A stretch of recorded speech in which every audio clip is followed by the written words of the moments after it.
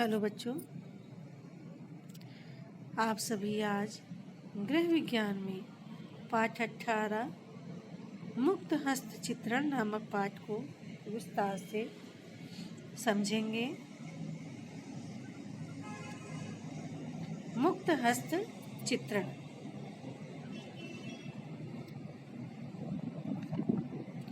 मुक्त हस्त चित्रण का तात्पर्य ऐसे चित्रण से है जिसमें हाथ का स्वतंत्र रूप से प्रयोग किया जाए।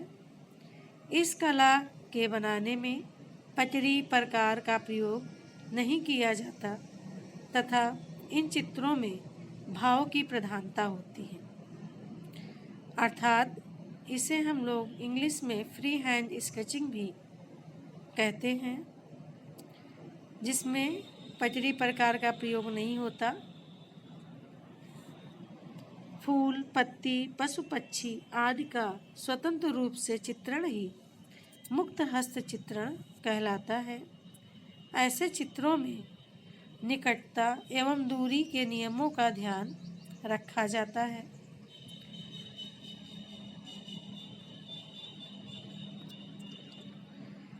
मुक्त हस्त चित्रण करते समय कुछ मुख्य बातों का विशेष ध्यान रखना चाहिए, जो कि निम्नलिखित हैं।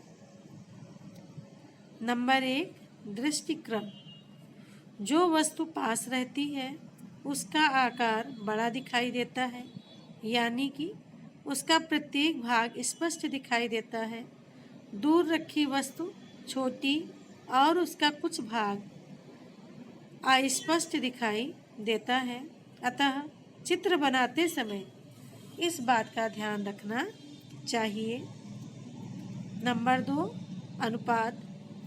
जितनी बड़ी चीज को देखते हैं उसको उतना ही बड़ा कागज पर नहीं बनाया जाता, अतः कागज पर बनाने के लिए हमें उसकी लंबाई एवं चौड़ाई घटानी पड़ती है, लेकिन लंबाई चौड़ाई उसी अनुपात में घटानी चाहिए जिस अनुपात में उसकी लंबाई व चौड़ाई वास्तविक है। इसी को अनुपात कहते हैं। तीसरा, वस्तु की लंबाई के लिए मध्य रेखा। वस्तु की आकृति बनाने के पहले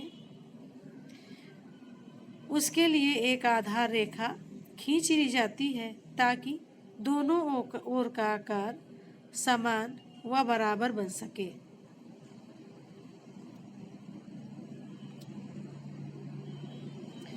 बच्चों, जैसा कि आप चित्र में स्पष्ट देख रहे हैं कि कोई भी व्यक्ति अपने प्रत्यक्ष रखी वस्तु को किस प्रकार देख करके उसका वास्तविक चित्र बनाता है।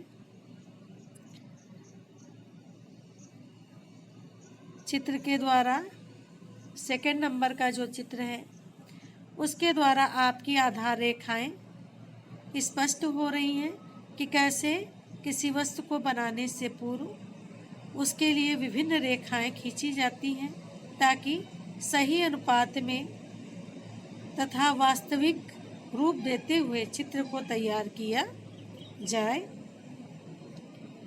ना। इसी प्रकार आप लोग देख रहे हैं इस पेज में फूल और पत्तियों का चित्रण करने की विभिन्न विधियां दी गई हैं। फूलों का चित्रण करते समय पहले फूल की गोलाई का गोलाकार, ये आप लोग चौथे चित्र में पेज में देखिए, ठीक है। फूलों का चित्रण करते समय पहले फूल की गोलाई का गोलाकार गोला बना लेना चाहिए। शेष भाग की बाहरी रेखाएं बना ली जाती हैं। फूल पत्तियों का चित्रण करते समय उसमें वे ही रंग भरने चाहिए जो फूल पत्तियों के हैं, अर्थात वास्तविक रंगों का प्रयोग करना चाहिए। पत्तियां कई प्रकार की होती हैं, कुछ गोल, कुछ किनारे से कटावदार।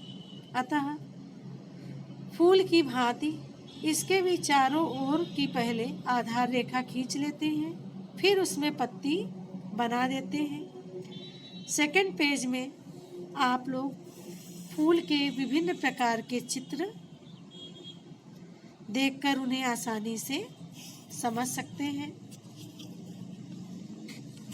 कि फूलों का चित्रण करते समय आप पहले कैसे आधार रेखाएं बनाएंगे, फिर उनका कैसे आकार देंगे।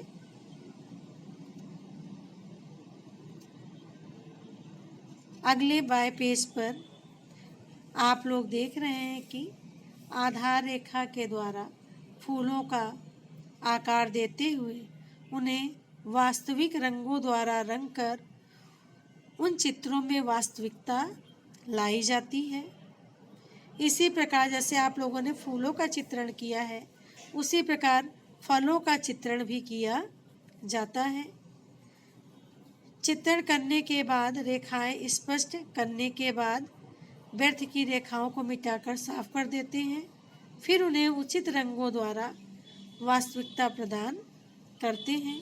इसी प्रकार दाहिने पेज में आप लोग देखिए पशु पक्षियों के चित्र बने हुए हैं।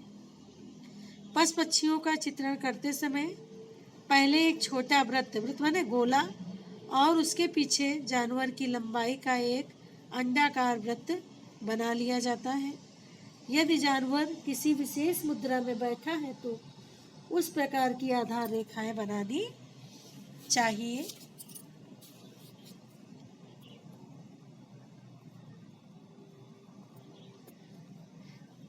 इसी प्रकार आपका वस्तु चित्रण आता है।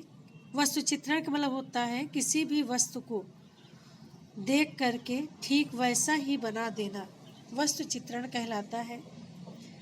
जब आप लोग आगे चित्रकला को एक विषय के रूप में पढ़ेंगे तो आपको इन सभी नियमों का पालन करना अनिवार्य हो जाएगा, क्योंकि जितना महत्वपूर्ण चित्र को रंगना है उससे कहीं ज़्यादा महत्वपूर्ण चित्र को वास्तविक आकार प्रदान करना है।